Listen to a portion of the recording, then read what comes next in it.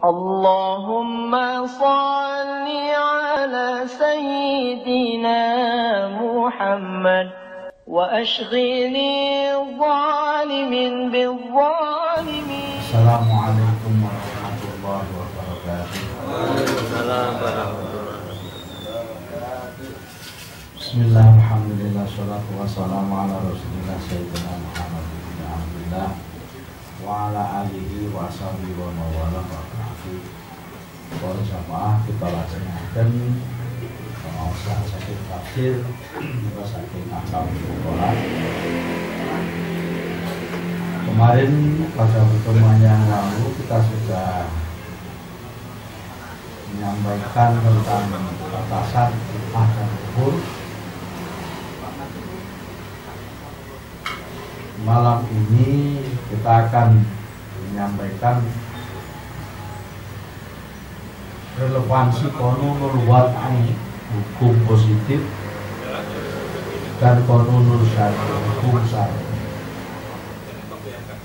Deskripsinya permasalahannya, sebagai orang beragama tentunya mengakui aturan yang ditetapkan oleh sahibus syariah, tetapi juga sebagai manusia yang berinteraksi dengan sesama, sampai juga sebagai warga negara, tentunya ada aturan-aturan yang juga mengikat kita. Aturan yang dibuat oleh manusia itulah yang kemudian dikenal dengan istilah hukum positif atau al-qanunul wad'i. Kalau hukum yang dibuat oleh Allah namanya al-qanunul syar'i, hukum syar'i. Dan di sini relevansi antara hukum wad'i dengan hukum syar'i itu bagaimana? Kita tahu ada Undang-Undang Nomor 1 Tahun 74 tentang perkawinan. Ini Pak Fajar yang paling hafal. Peraturan Pemerintah Nomor 9 Tahun 75 tentang pelaksanaan Undang-Undang 174. Kompilasi hukum Islam tentang hukum perkawinan, hukum warisan, dan hukum perwakafan. Ini Undang-Undang 41 Tahun 2004 tentang wakaf, Undang-Undang 23 Tahun 2002 tentang perlindungan anak, dan sebagainya. Nah, dalam beberapa undang-undang tersebut terdapat berbagai ketentuan yang berbeda dan bahkan bertolak belakang dengan hukum syar'i. Misalnya, Undang-Undang perkawinan hanya dianggap sah apabila dicatatkan, talak hanya dinyatakan jatuh bila diikrarkan di depan sidang pengadilan. Demikian pula di dalam kompilasi hukum Islam tentang hukum pewarisan terdapat ketentuan mengenai anak angkat memperbolehkan hibah sebesar 1/4 dari jumlah harta warisan dan lain-lain. Menghadapi kenyataan ini, masyarakat Islam berada dalam keraguan untuk menerima dan menerapkan berbagai ketentuan dalam qanun wad'i yang berbeda atau bertentangan dengan qanun syariah atau hukum syariat. Pertanyaannya, bagaimanakah hubungan antara hukum syar'i dan qanunul wad'i? Yang kedua, ketentuan manakah yang harus diambil ketika terdapat perbedaan antara hukum syar'i dan qanun wad'i? Jawaban, posisi hukum positif di dalam hukum syar'i terdapat beberapa kemungkinan. Ini posisi dan jawaban dari pertanyaan bagaimana hubungan antara hukum syar'i dan qanunul wad'i. Nah, posisi itu yang pertama, hukum positif menetapkan sesuatu tidak diperboleh, tidak diperlu petunjuk nas Al-Quran secara sharih atau eksplisit. Bahkan kadang-kadang disengaja, bahkan kadang-kadang sengaja didiamkan oleh syar'i, dan itu implisit atau menyiratkan kreasi mengatur al-maskud anhu, atau perkara yang tidak diatur oleh syara'. Maka hukum positif seperti ini bisa diterima dan diikuti. Nah, kalau hukum positif itu mengatur sesuatu yang belum diatur dalam hukum Islam, hukum syar'i, itu bisa diterima. Artinya hukum qanunul wad'i melengkapi pada hukum syar'i. Hukum positif yang kedua, hukum positif menetapkan sesuatu yang bertentangan dengan hukum syar'i, maka dalam posisi ini harus ditolak. Dia repot saya. Umpamane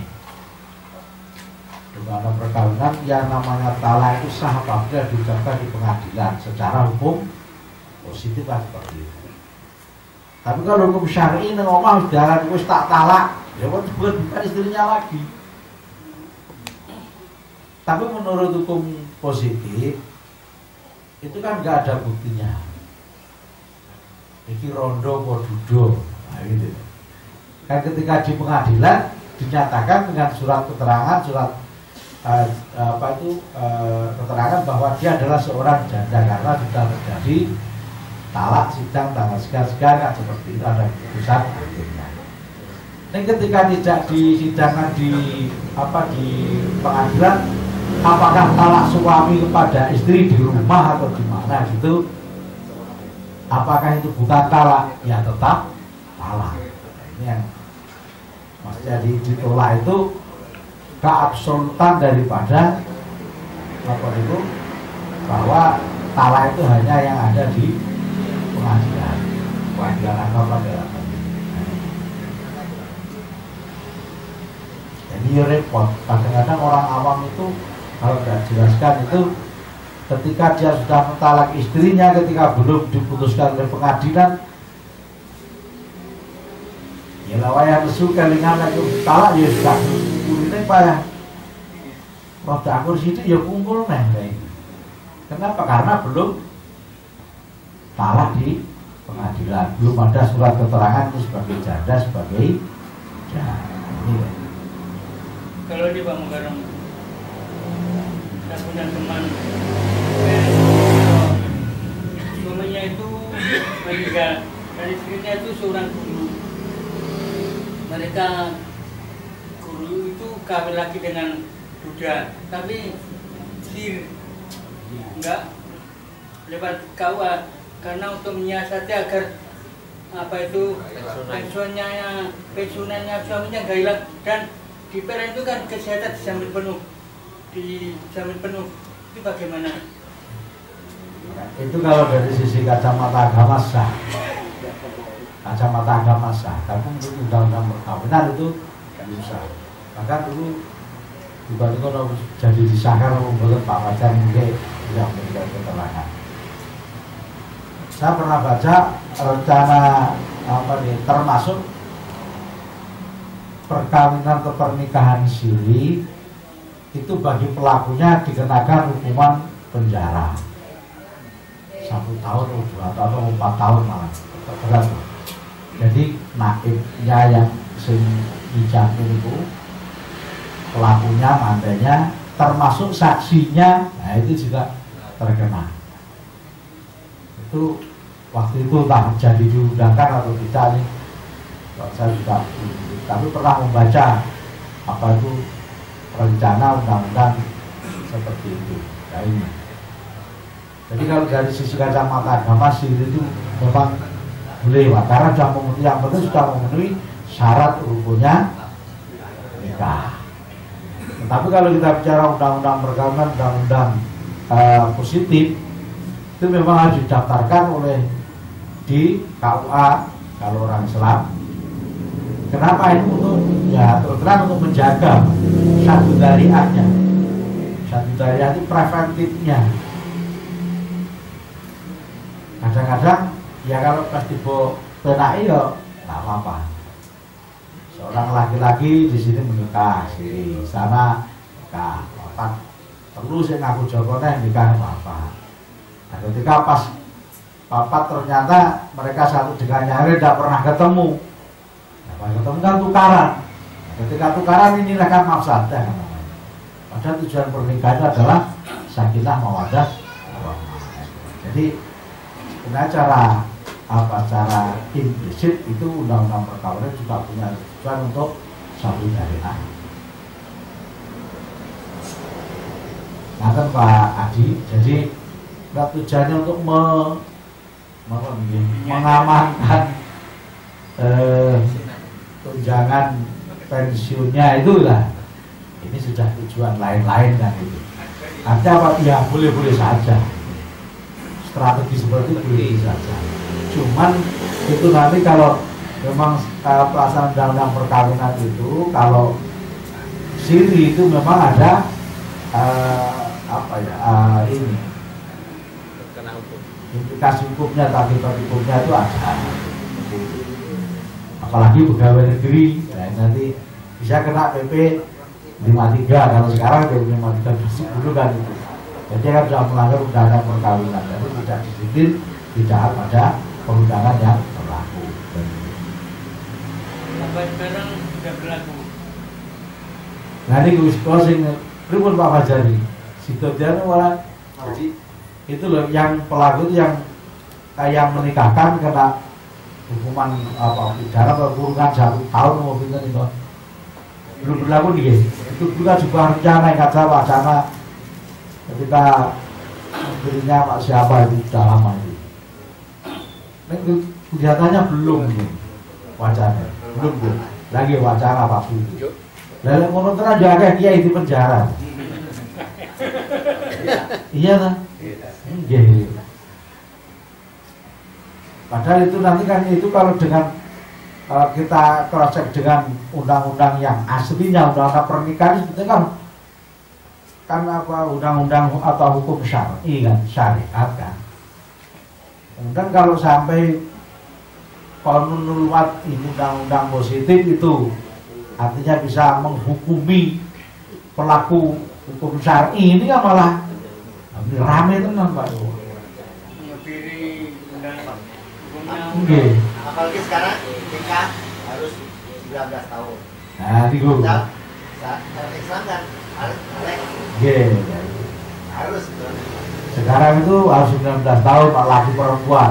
Kalau dulu kan yang laki 19, yang perempuan 16 itu boleh, itu dianggap dewasa. Sekarang sama-sama 19 tahun. Lalu umumnya nikah seorang sama 15 tahun sudah balik, sudah boleh nikahkan. Nah ini harus ada izin dispensasi ke pengadilan agama. Pengadilan agama bisa memberikan kalau sikapnya darurat. Nah daruratnya di mana? Biasanya meteng dhisik. Nah di situ akhirnya bocah-bocah itu kurang ajar toh. Ayo meteng dhisik kayak ganti sodang. Ini kan susah di situ. Ini akibat dari sebuah hukum seperti itu.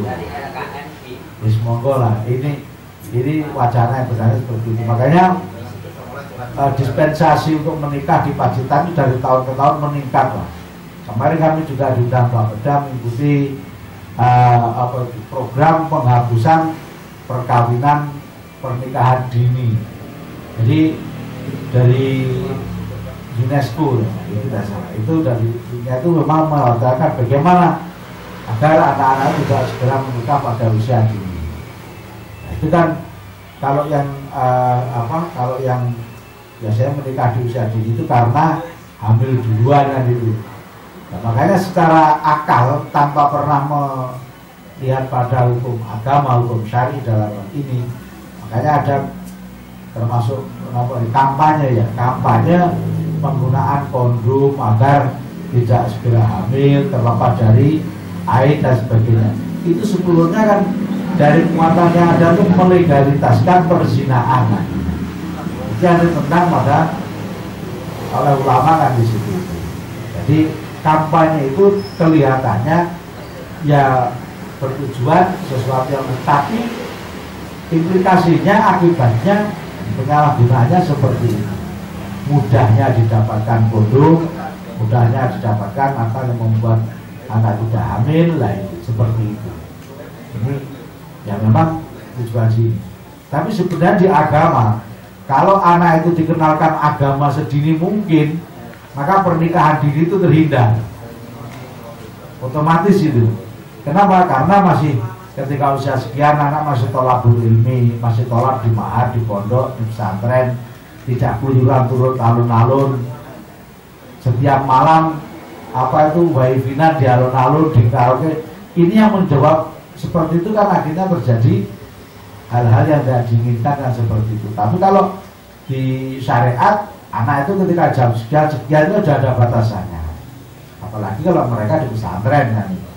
Itu sebetulnya kalau betul-betul hukum agama syariat, hukum syar'i ini diterapkan, otomatis kita itu selamat Pak.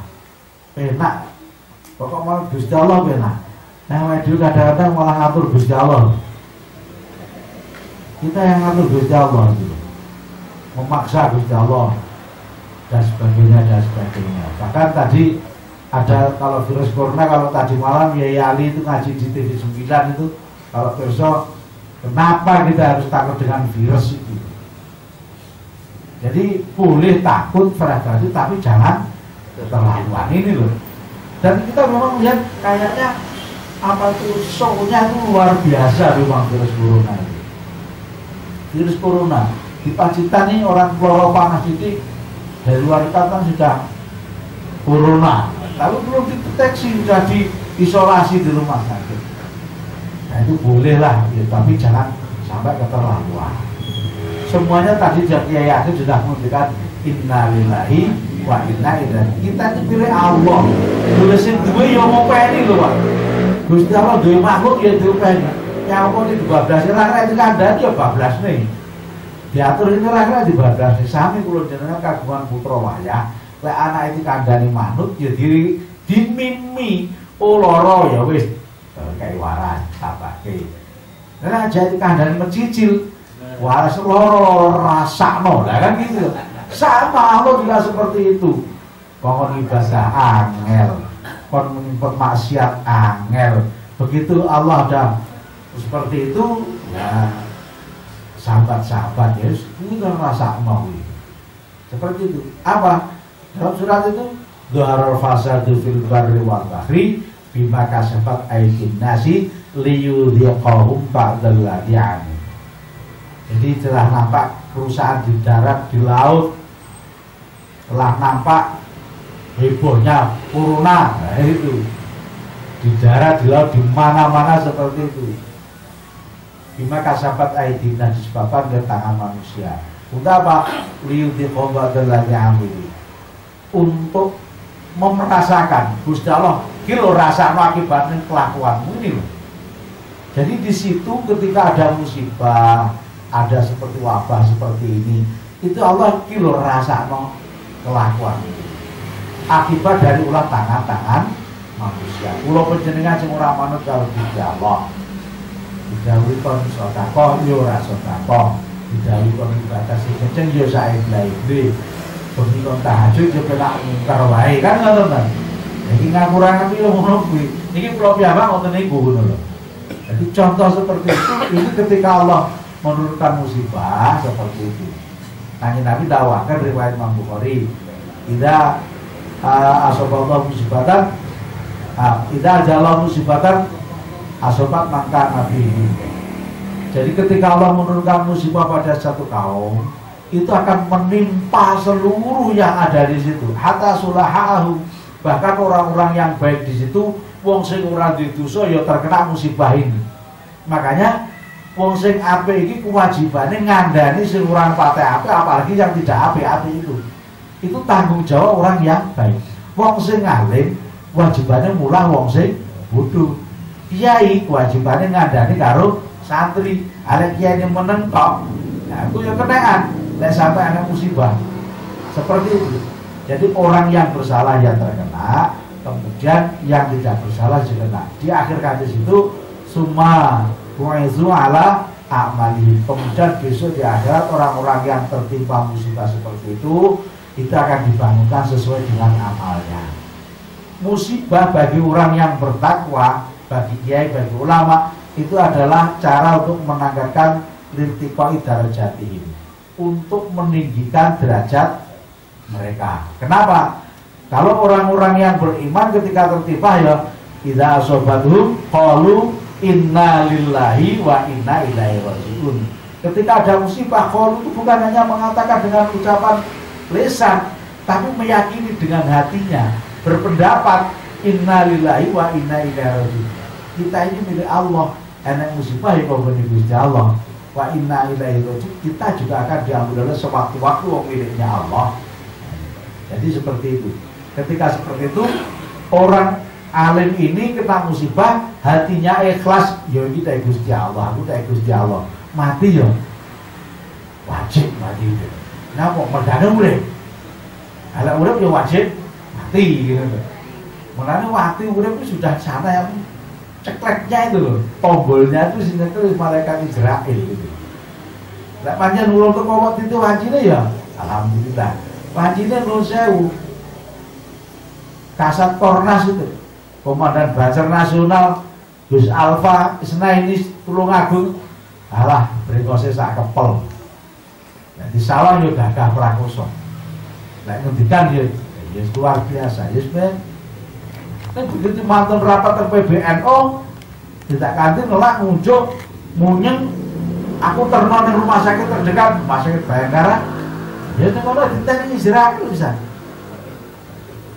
Jadi memang seperti itu. Pas rapat di PBNO, plek-plek namanya berjalan berapa jam, akhirnya meninggal. Ya, itu.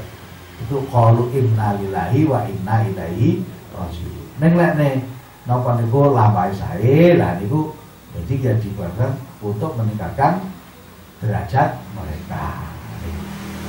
Itu malah jadi musibah pangapunten niku. Kenapa? Memang ya terkait dengan kekinian. Hukum kaitannya bagaimana kita memposisikan hukum positif dengan hukum syariat. Oke. Ini Bang Garam, saya tadi melihat berita yang masuk di Metro TV, Menteri Agama menyerukan agar semua karpet di masjid sementara gulung. Waktu datangnya karpet di Masjid Agung, saya udah nggak setuju. Tapi karena bantuan, ya apa boleh. Kan dulu ada bantuan darat Saudi, itu pun digulung. Itu mohon perhatiannya Bang Garam. Oke. Ini kok tuh. Lah cara Kanjeng Nabi hadiskan yo, ahbib habibaka haun nama. Sikapilah apa yang kamu suka itu biasa saja. Wah bikin bagi itu kayak asa ya kuna bagi itu kayak mama. Siapa tahu nanti sesuatu yang apa kamu suka itu akan menjadi sesuatu yang kamu benci. Wah bikin bagi itu kayak mama. Maka apa bikin bagi itu kayak haun nama. Bencilah apa yang tidak kamu suka itu biasa saja. Asa ya kuna habibaka ya mama. Kanjeng Nabi tahu. Siapa tahu nanti yang tidak kamu suka itu akan dibutuhkan di kemudian hari. Nah ini kalau semuanya itu keterlaluan itu artinya dalam menghadapi sesuatu itu tengah-tengah sengaja, mu'tadilan biasa-biasa dengan berdoa dan berusaha itu kewajiban kita. Ini kalau sudah sampai mohon maaf juga ada edaran itu, maka kalau yang di sekolah itu dalam rangka mencegah corona tidak boleh bersalaman, tidak ada kontak satu dengan yang lain. Nah, biasanya ibu-ibu itu salaman terus cium pipi, tidak boleh seperti itu. Dan grendel, lawang dan sebagainya itu setiap saat harus dibersihkan dengan cara yang benar. Jadi aku kan musafian itu kan ada juga viral di video kan seperti itu, caranya seperti itu. Ya boleh, tapi ya yang haunamar biasa-biasa saja, jangan keterlaluan. Kalau nggak boleh salaman itu mamin muslimah ini ya taqiyani fayatosofahani illahu firallahuma qabla ayatafaraqah. Tidak ada dua orang muslim yang bertemu kemudian bersalaman inilah, kecuali Allah akan mengampuni dosa kedua orang itu sebelum mereka berpisah. Kalau diampuni kan berarti mendapatkan rahmatnya Allah. Oleh rahmatnya Allah salaman kalau rada virus corona malah. Jadi virus corona ya corona itu bersama mendapatkan rahmatnya Allah itu lah. Jadi yang ngono nih aja ngono salaman ora oleh sekali ini wah yo secara teori kesehatan boleh, tapi ingat wa fawqa kulli dzi ilmin alimun, di atasnya orang ada yang pandai itu masih ada zat yang lebih pandai itu loh. Jadi secara teori seperti ini, di atasnya ada Gusti Allah, jangan lupakan, maka berjuang dan berdoa. Ngaten Pak Dini. Iya, ini sedikit yang kami sampaikan ini karena kita melihat di masyarakat memang kebablasan, artinya seperti itu. Ning nuwun saya oleh masyarakat sing duwe sosial ra gagas mana. Perang surat corona apa to menunggu lah itu. Sing penting ya tingkatkan kebersihan, an-nadzafatu minal iman. Itu saja. Niatkan semuanya untuk takwa kepada Allah, insya Allah selamat. Tapi jangan mensepelekan, jangan tahawun gitu. Kalau tahawun itu beda lagi. Allah itu kalau ada orang yang kemalang menyepelekan sesuatu, itu Allah akan memberikan hukuman yang berat. Contohnya 2017, pacitan isirai sak pacitan gede kabeh, kemalang, pembleleng apa, duduk di kayak banjir ngono ya bingung kabeh. Kula piyambak niku pancen sembrono, ngerasa sombong. Pak banjir, Allah ora tekan dhuwur. Lah ini lho. Saya tuh kula piyambak niku nyadari. Kula takok kanca, iya aku yo ngono. Tangga ki ngoten niku. Allah ora tekan, wak mlebet bae teko cendhela. Dikandani wong tuane ngono. Le, nah musione omahku. Allah ora teko omah.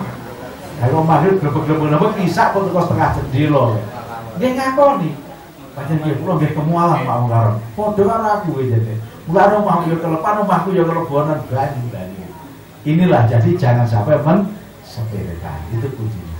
Ngaten para rawuh mugi-mugi kita saged mengembalikan kesombongan kita kepada Ilahi Rabbi Allah Subhanahu wa taala. Mugi kula penjelasan kasa jadi saking sifat sombong, sifat takabur niki lek boten saling mengingatkan ngaten kadang-kadang awak dhewe kita niki iso kebablasan. Menaten pangapunten billahi taufiq wal hidayah. Assalamualaikum warahmatullahi wabarakatuh.